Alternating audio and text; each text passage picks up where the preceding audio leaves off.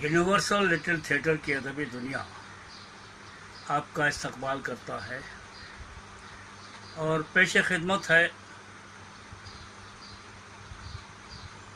کتاب جمیل مظہری حیات و فن، مراتب دبیر احمد۔ مقالہ کا عنوان ہے جمیل مظہری کے مراثی کا نمایاں پہلو۔ مصنف ہیں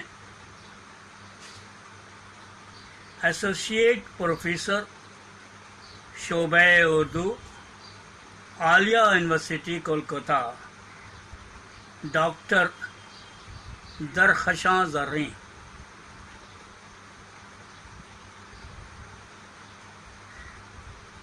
عنوان: جمیل مظہری کے مراثی کا نمایاں پہلو۔ ایک کامیاب شاعر اور ادیب کی حیثیت سے جمیل مظہری کی شخصیت بہت پر اثر ہے۔ آپ نے شاعری میں جہاں غزل، نظم، مرثیہ، قصیدہ، مثنوی میں اپنے فن کے جوہر دکھائے، وہیں نثر میں فکشن کے علاوہ تنقید بھی آپ کی تحریر کا حصہ بنی۔ لیکن وہ صنف سخن جس کے ذریعے جمیل مظہری نے اپنی شعری زندگی کی شروعات کی اور جس نے انہیں شعر و شاعری کی دنیا میں قدم رکھنے کے لیے اکسایا، وہ ہے مرثیہ گوئی۔ وہ خود کہتے ہیں کہ میرے ابا جب سلام پڑھتے تو میں اسے غور سے سنا کرتا اور اپنی توتلی آواز میں دہرایا کرتا۔ اس طرح دھیرے دھیرے مجھے مرثیے سے دلچسپی پیدا ہوتی گئی اور میں مرثیہ کہنے لگا۔ یہی وجہ ہے کہ ان کی پہلی تحریر سلام کی شکل میں سامنے آئی۔ وہ خود ایک جگہ رقم تراز ہیں، انورٹڈ کاما۔ 14 سال کی عمر میں میری شاعری کی ابتدا غزل سے نہیں بلکہ سلام سے ہوئی۔ شاید ذوق سخن کی اسی ابتدائی تربیت نے مجھ سے میری شاعری کے عہد شباب میں مرثیے کہلوائے۔ Inverted comma close. مضمون: غبار کارواں، بحوالہ کلیات جمیل، حصہ دوم۔ اس سے ظاہر ہے کہ شاعری کی دنیا میں ان کا پہلا قدم مرثیے کی جانب اٹھا اور پھر جیسے جیسے ان کے ذوق سلیم نے انہیں اکسایا، وہ اردو شاعری کے دیگر شعبے کی جانب گامزن ہوتے گئے۔ انہوں نے مرثیے اگرچہ زیادہ نہیں کہے، لیکن باوجود اس کے اردو مرثیہ نگاری کی روایت میں انہوں نے ایک الگ شناخت قائم کی۔ آج وہ جدید اردو مرثیہ نگاری کے ایک اہم ستون مانے جاتے ہیں۔ بقول ڈاکٹر ہلال نقوی،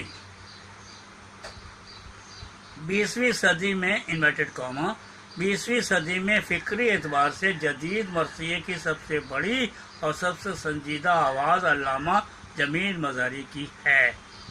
انورٹڈ کاما کلوز۔ بحوالہ کلیات جمیل، حصہ دوم۔ بلا شبہ جمیل مظہری نے فکری اعتبار سے مرثیے کو ایک نئی شناخت عطا کی ہے۔ ان کے بیشتر مراثی ان کے آس پاس کے مسائل اور ذاتی تجربات و مشاہدات کو ایک نئے انداز میں پیش کرتے نظر آتے ہیں۔ اگر انہوں نے واقعات کربلا کا ذکر کیا بھی ہے تو اس کے مقصدی پہلو کو سامنے رکھ کر کیا ہے۔ صرف رونا دھونا یا ماتم کرنا ان کا مقصد نہیں رہا۔ ایک جگہ وہ خود لکھتے ہیں، بند ملاحظہ کیجیے: کہتے ہو تم حسین نے دنیا کو کیا دیا؟ کہتے ہو تم حسین نے دنیا کو کیا دیا؟ مظلومیت کو صبر دیا، حوصلہ دیا، جھکوا دی پیش فقر جبین اقتدار کی، ابلیس سے بھی خاک کو سجدہ کروا دیا، ابلیس سے بھی خاک کو سجدہ کرا دیا۔ پیشانی غرور سے نخوت کے بل گئے، پیشانی غرور سے نخوت کے بل گئے، لفظ شکست و فتح کے معنی بدل گئے۔ جمیل مظہری کے ہاں مراثی کے تینوں رنگ نظر آتے ہیں: کربلائی مرثیے، شخصی مرثیے اور جدید مرثیے۔ ان تینوں مراثی میں انہوں نے اپنے جوہر دکھائے ہیں۔ جمیل مظہری نے مرثیہ نگاری کی شروعات 1930 عیسوی میں کی بقول ثریا جمال مظہری انورٹڈ کاما۔ ابا نے 1930 عیسوی میں عرفان عشق کے نام سے پہلا مرثیہ لکھا انورٹڈ کاما کلوز بحوالہ جمیل مظہری، کچھ یادیں کچھ باتیں، صفحہ 12۔ ثریا جمال مظہری ان کی بھتیجی تھیں، لیکن جمیل مظہری نے انہیں اپنی بیٹی بنا لیا تھا، جو تاعمر اپنے ابا کے گن گاتی رہیں اور جن سے تعلیم پانے کا شرف مجھے بھی حاصل ہوا ہے۔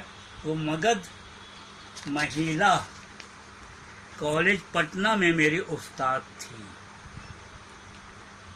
جمیل مظہری نے اپنی شعری زندگی میں پورے 10 مراثی تحریر کیے، جن کی نوعیت الگ الگ ہے۔ ان مراثی کو اہل نظر نے مختلف ادوار میں تقسیم کیا ہے۔ پہلا دور 1930 عیسوی تا 1940 عیسوی، اس دور میں عرفان عشق اور پیمان وفا جیسے مرثیے لکھے گئے۔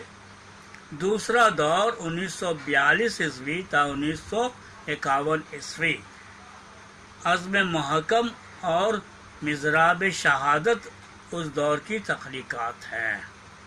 تیسرا دور 1952 عیسوی تا 1963 عیسوی، شام غریباں، ارباب وفا اور افسانہ ہستی جیسے مراثی اس دور میں لکھے گئے۔ چوتھا دور، یہ دور 1980 عیسوی یعنی ان کی وفات تک پھیلا ہوا ہے۔ اس دور میں انہوں نے مراثی کی مشہور حیت مسدس میں کچھ تبدیلی کی اور بند کے تیسرے مصرعے کو آزاد قوانی کر دیا، جو ان کا نیا تجربہ تھا۔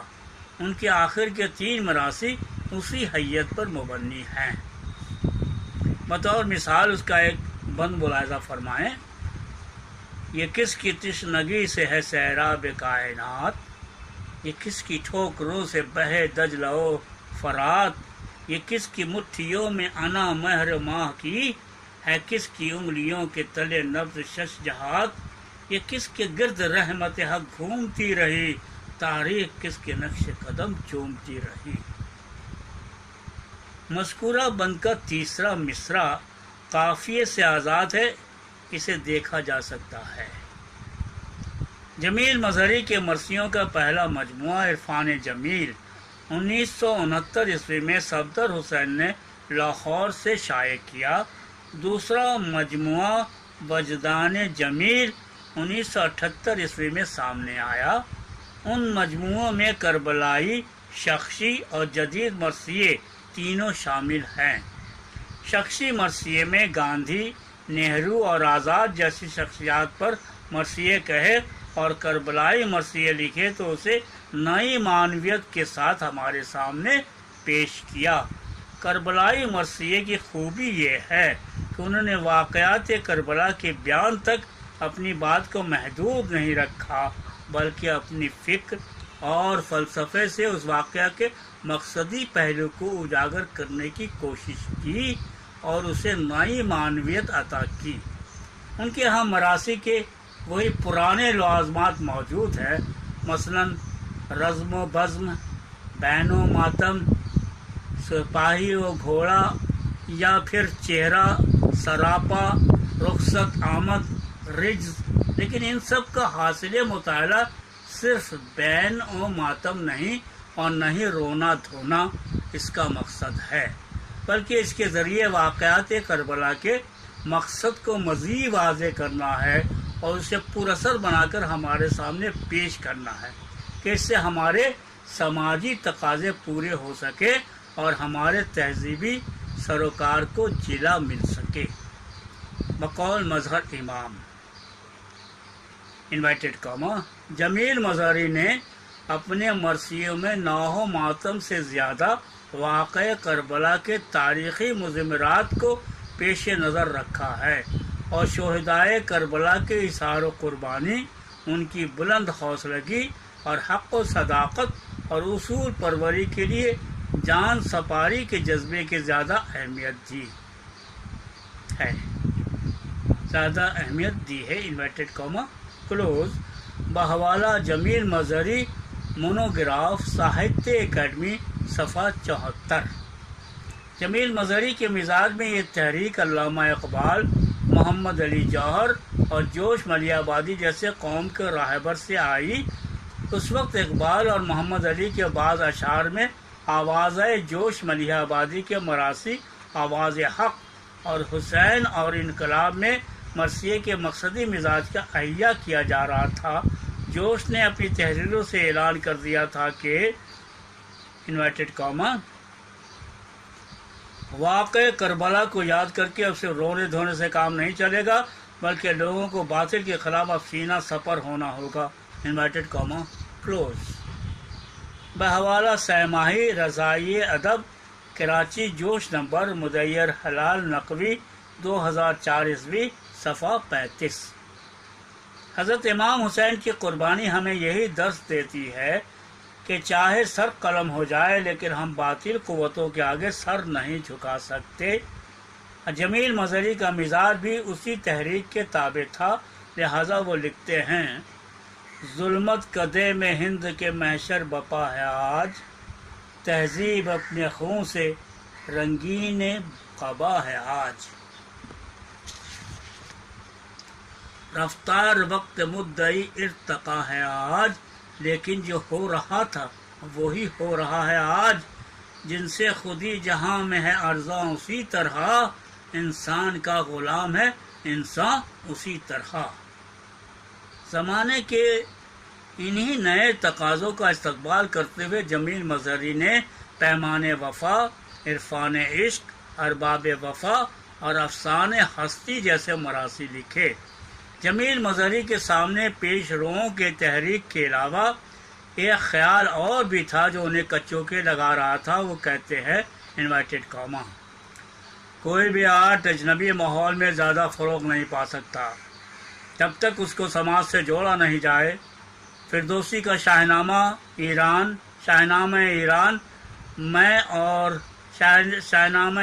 میں اور مہابھارت اور رامائن ہندوستان میں اس لیے مشہور ہے کہ اس کی تہذیب عوام سے جڑی ہے۔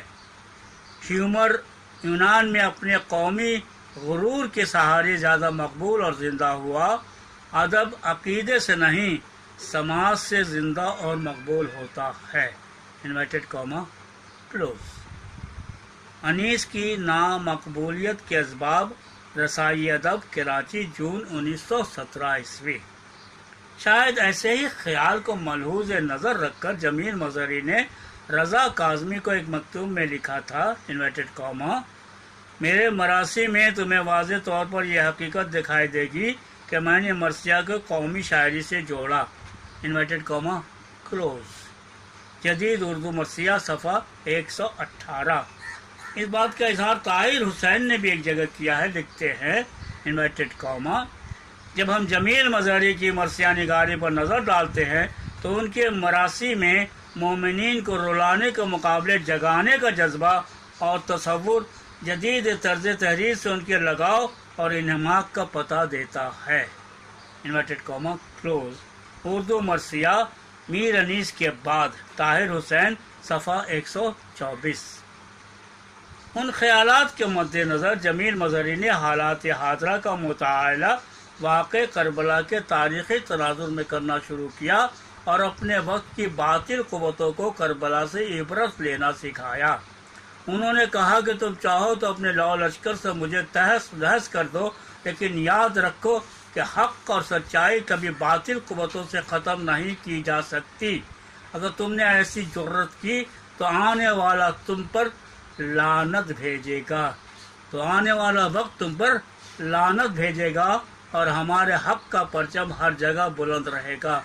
عرفان عشق میں وہ ایک جگہ لکھتے ہیں: اپنی ٹھوکر پر رکھیں افسر شاہی ایسے، اپنی ٹھوکر پر رکھیں افسر شاہی ایسے، قسمت اس قوم کی جس میں ہو سپاہی ایسے۔ پیمان وفا جو 1935 میں لکھا گیا، اس کے تناظر میں رضا کاظمی نے اپنی کتاب جدید اردو مرثیہ میں لکھا ہے کہ جس سال لکھنؤ میں جارج پنجم کی جبلی منائی گئی تھی، اسی موقع پر انگریز حکومت نے ماہ محرم کی عزاداری کی پرواہ کیے بغیر لکھنؤ کے امام باڑوں کو چراغاں کرنے کا حکم دے دیا تھا۔ مذہبی تقدس اور عقیدت پر انگریزوں کا یہ بڑا حملہ تھا، لیکن حامیان حسین نے کوئی احتجاج نہ کیا اور خوف کے مارے انگریزوں کے حکم نامے تسلیم کر لیے۔ اس حوالے سے ان کے چند بند ملاحظہ کیجیے۔ خطبہ حضرت کا مدلل تھا، جوابی چپ تھے۔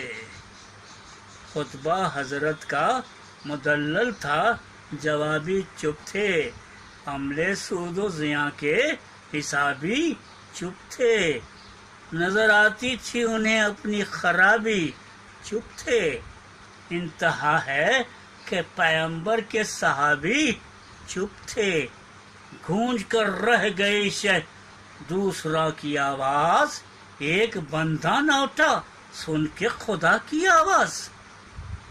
قصر حاکم کو جو گھیرے تھے وہ غازی بھاگے، توڑ کر بیت مولائے حجازی بھاگے، جو لگائے تھے سر و جسم کی بازی بھاگے، جوتیاں چھوڑ کے مسجد سے نمازی بھاگے، پائی آہٹ جو سواروں کی تو جی چھوٹ گئے، رشتے ایمان کے نیت کی طرح ٹوٹ گئے۔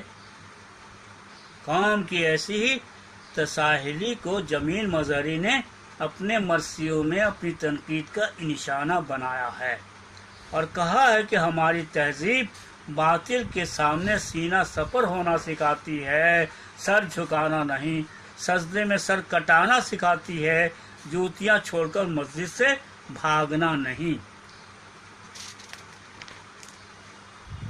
حقیقت یہ ہے کہ جمیل مظہری نے جس خیال، احساس اور جذبے کے تحت اردو میں مراثی لکھے، اس سے صاف ظاہر ہوتا ہے کہ وہ جدید طرز تحریر میں اپنے درس اور عبرت کو سمونا چاہتے تھے۔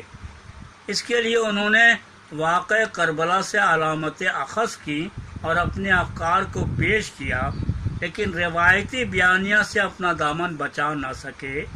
یہی وجہ ہے کہ وہ نہ روایت کے ساتھ پورا انصاف کر سکے اور نہ جدید رنگ میں مزید اضافہ کر پائے۔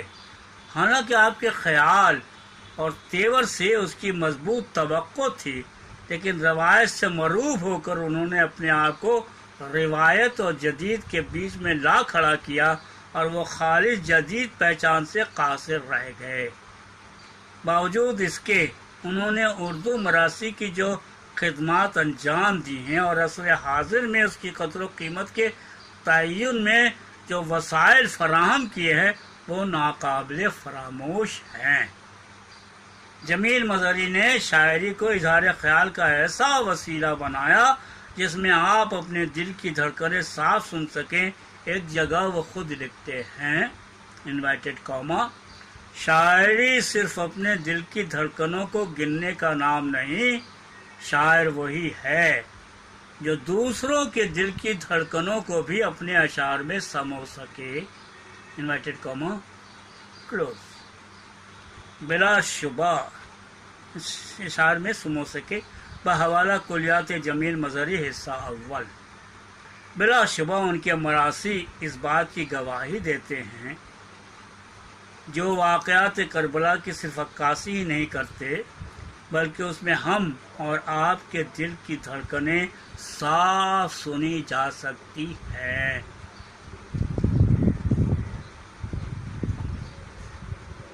شکریہ۔ آپ کو یہ مقالہ کیسا لگا؟ آپ اپنی رائے کا اظہار ضرور کریں۔